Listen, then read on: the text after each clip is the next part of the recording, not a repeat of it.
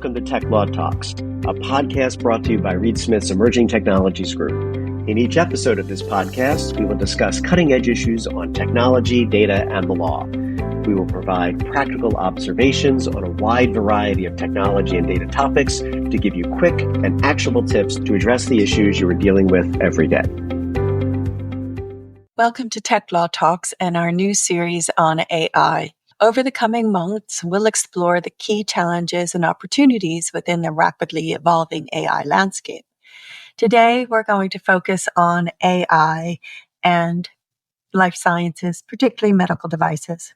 I'm Cynthia O'Donoghue. I'm a Reed Smith partner in the London office in our emerging technology team. And I'm here today with Wim Vandenberghe. Wim, if you want to introduce yourself? Sure, Cynthia. I'm Wim Vandenberghe. I'm a life science partner out of the Brussels office, and my practice is really about regulatory and commercial contracting in the life science space. Thanks, Wim. As I mentioned, we're here to talk about the EU AI Act that came into force on the 2nd of August, and it has various phases for when different aspects of it come into force. But I think a key thing for the life sciences industry and any developer or deployer of AI is that research and development activity is exempt from the EU AI Act. And the reason it was done is because the EU wanted to foster research and innovation and development. But the headline sounds great. If, as a result of research and development, that AI product is going to be placed on the EU market and essentially sold or used in products in the EU, it does become regulated under the EU AI Act. And there seems to be a lot of talk about interplay between the EU AI Act and various other EU laws. So Wim, how does the AI Act interplay with the medical devices regulation, the MDR and the IVDR? That's a good point, Cynthia. And that's, of course, where a lot of the medical device companies are looking at kind of like that interplay and potential overlap between the AI Act on the one hand, which is a cross-sectoral piece of legislation, so it applies to all sorts of products and services, whereas the MDR and the IVDR are, of course, only applicable to medical technologies. So in summary, both the AI Act and the MDR and IVDR will apply to AI systems, provided, of course, that those AI systems are in scope of the respective legislation. So maybe I'll start with the MDR and IVDR and then kind of turn to the AI Act. Under the MDR and the IVDR, of course, there's many AI solutions that are either considered to be a software as a medical device in their own right, or they're a component of a medical technology. So to the extent that this AI system as software meets the definition of a medical device under the MDR or under the IVDR, it would actually qualify as a medical device, and therefore the MDR and IVDR is fully applicable to those AI solutions. And stating the obvious, there's plenty of AI solutions that are already now on the market and being used in a healthcare setting as well. What the AI Act kind of focuses on, particularly with regard to medical technology, is the so-called high-class risk AI systems. And for a medical technology to be a high-class AI system under the AI Act, it's a twofold kind of criteria that needs to apply. First of all, the AI solution needs to be a medical device or an in vitro diagnostic under the sector legislation, so the MDR or the IVDR, or it is a safety component of such a medical product. Safety component, it's not really explained in the AI Act, but think about, for example, the failure of an AI system to interpret a diagnostic IVD instrument data, for example, that could endanger, the health of person by generating like false or negative, false positives.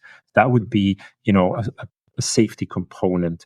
So that's the first step. You have to see, is the AI solution, does it qualify as a medical device, or is it a safety component of a medical device? And the second step is that it is only for AI solutions that are actually undergoing a conformity assessment by a notified body under the MDR or the IVDR.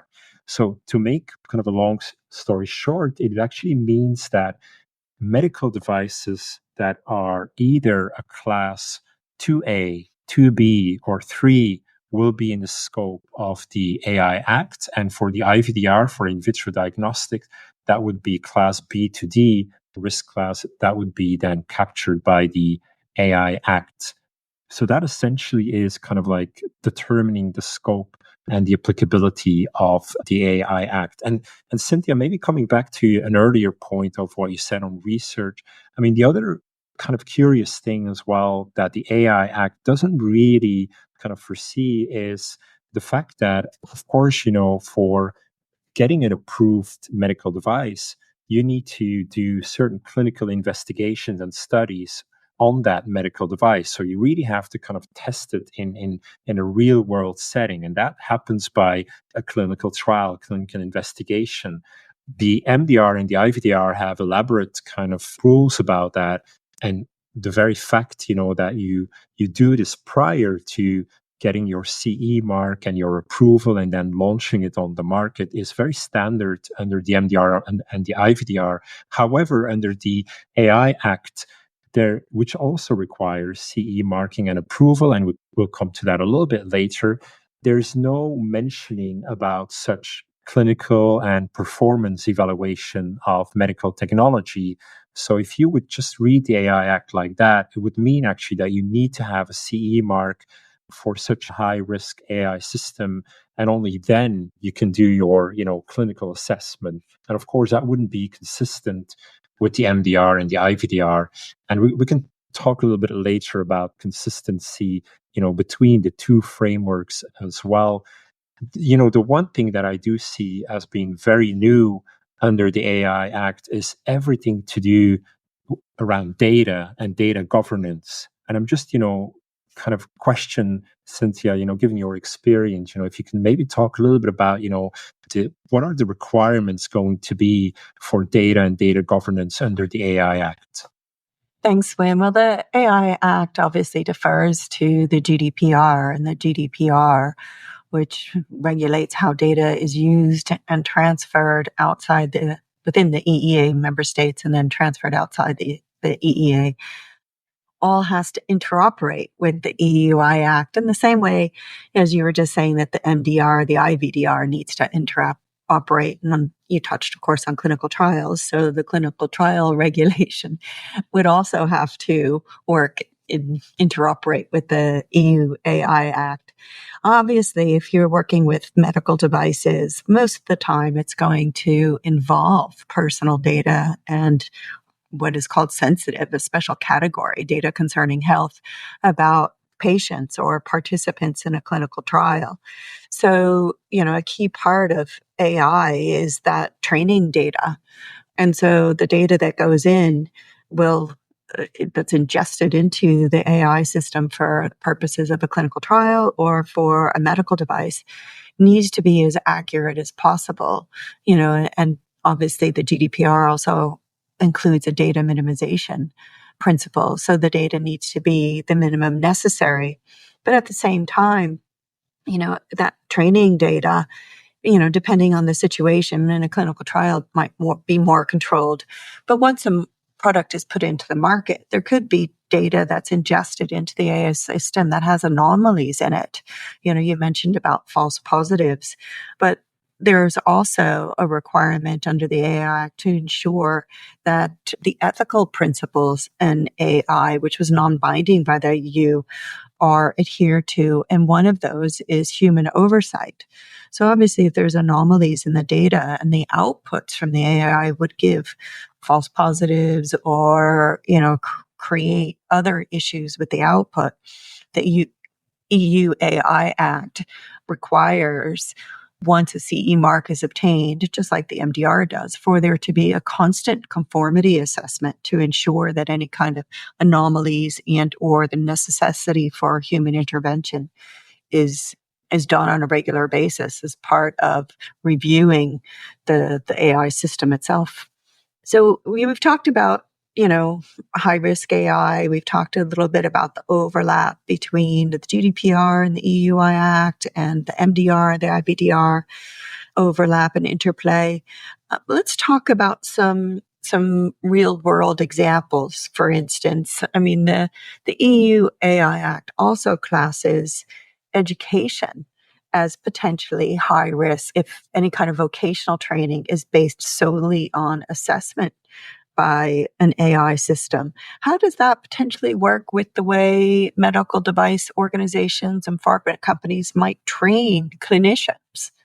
It's a good question. I mean, normally, those kind of programs, they would typically not be captured, by the definition of a medical device, under the MDR. So they'd most likely be out of scope unless it is programs that are actually kind of extending also to a real life kind of diagnosis or cure or treatment, kind of, helping the physician, to make their own decision.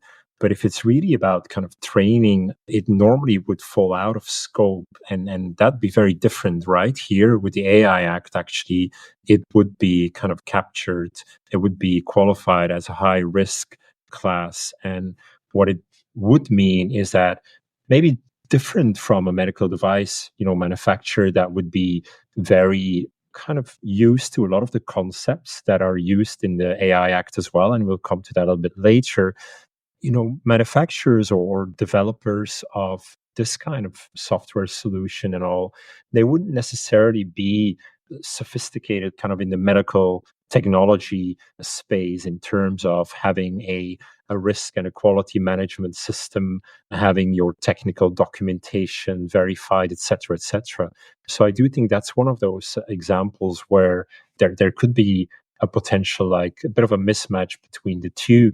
We'll have to see, of course, for a number of these obligations in relation to specific AI systems under the AI Act, where it's high class, or the devices that you mentioned, Cynthia, which is more, I think, in Annex 3 of the AI Act. The European Commission is going to produce a lot of delegated acts and guidance documents. So it is to be seen, actually, what the Commission is going to kind of provide more in detail about this. Thanks, Wim. I mean, the EU, we've talked a lot about high risk AI, but the EU AI Act also regulates general purpose AI, and so chatbots and those kinds of things are regulated, but in a more minimum way under the EU AI Act. What if, pharma company, medical device company has chatbot on its website for customer service? Obviously there's risks in relation to data and people inputting sensitive personal data, but there's got to be a risk in relation as well as to users of those chatbots seeking to use that system to triage or ask questions, seeking medical device. How would that be regulated? Yeah, that's a good point. I mean, it would ultimately be down to the intended purpose of that chat box. If that chat box is really about just connecting, the patient or the user with maybe a physician and then take it forward, or would it be a chat box that actually is also functioning, say, more as a kind of a triage system where the chat box, depending on the input given by the user or the answers given, would start actually kind of making their own decisions and would, already kind of like point towards a certain decision, whether a cure or whether treatment is required, etc. So that would be already much more, again, in the space of the medical device definition, whereas a kind of a general use chat box would not necessarily be, but it really is kind of down to the intended purpose of the chat box. The one thing that is, of course, specific with an AI system versus a more kind of standard software or chatbox system is that the AI kind of learning, continuous learning, may actually go kind of beyond and above the intended purpose of what was initially envisaged for that chat box. And that might have been influenced, like you say, Cynthia, about the input, maybe because, the user is asking different questions. The chat box may react different and may actually go beyond the intended purpose.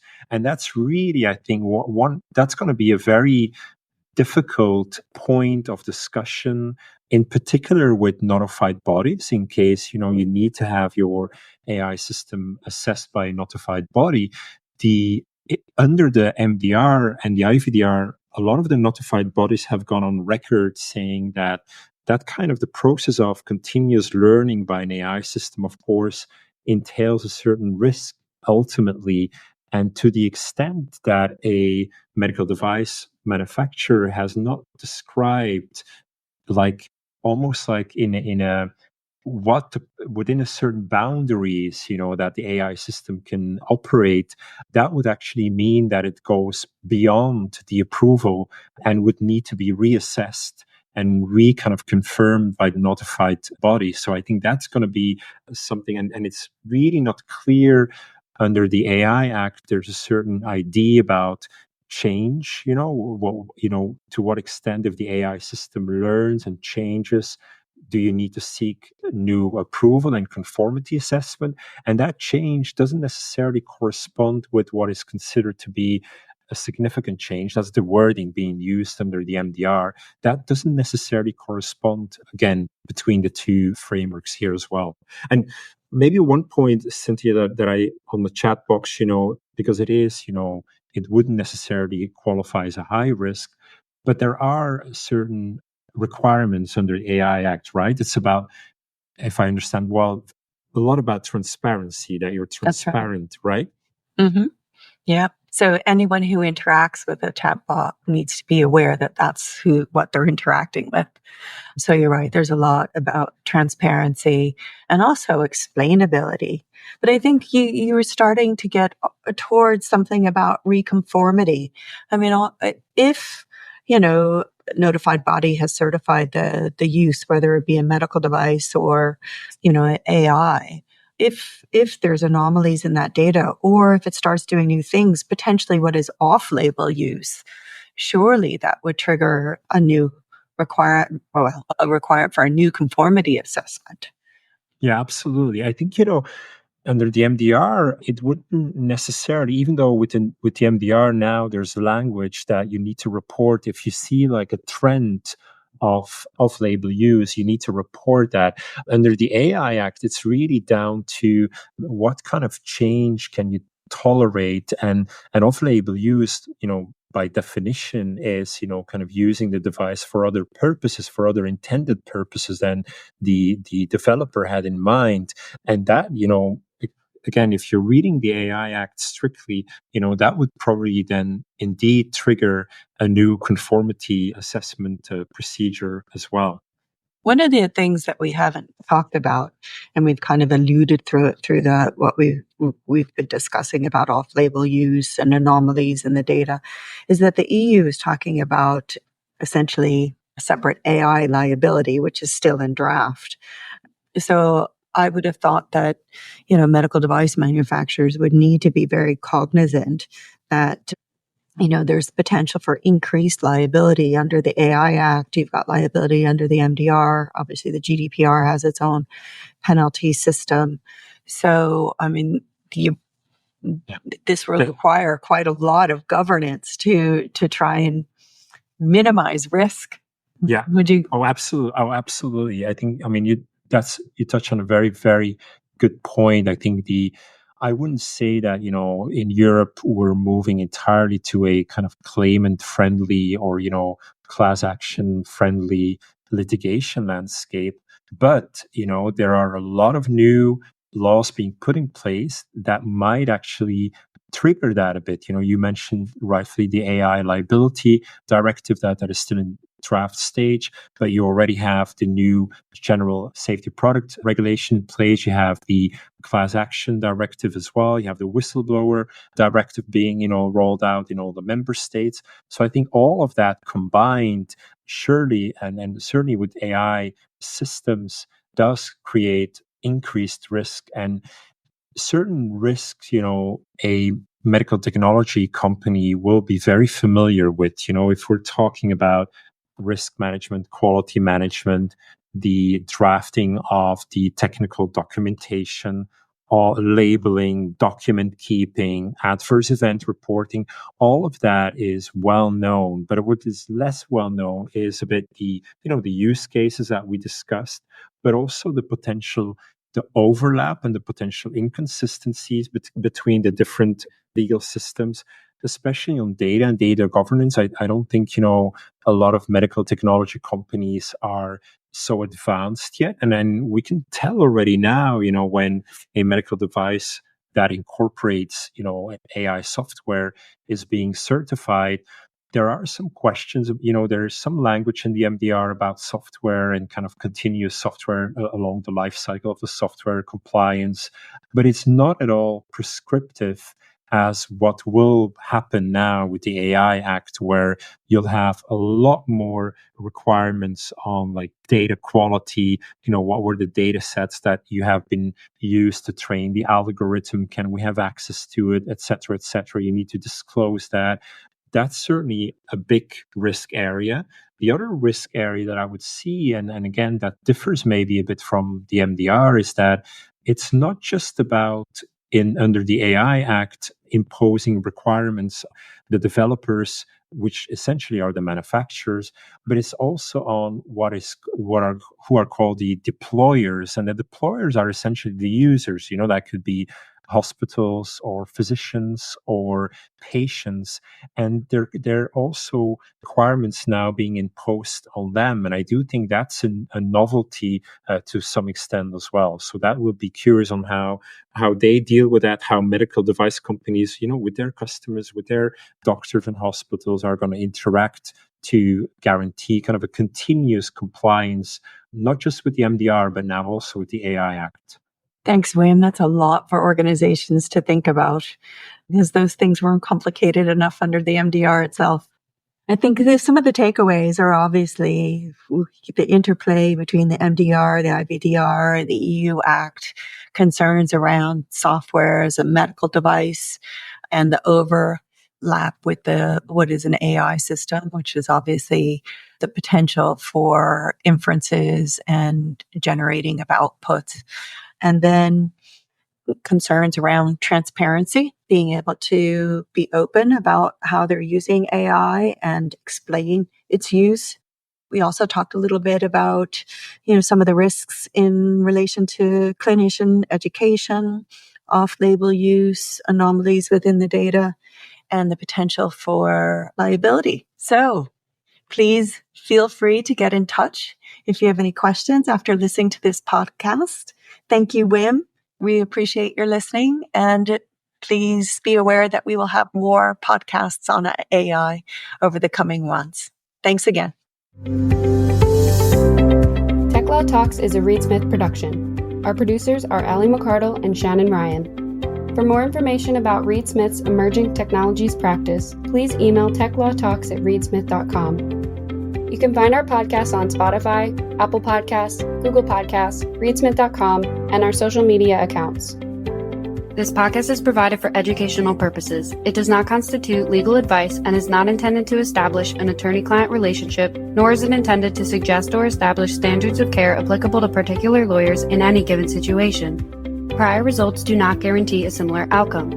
Any views, opinions, or comments made by any external guest speaker are not to be attributed to Reed Smith LLP or its individual lawyers. All rights reserved.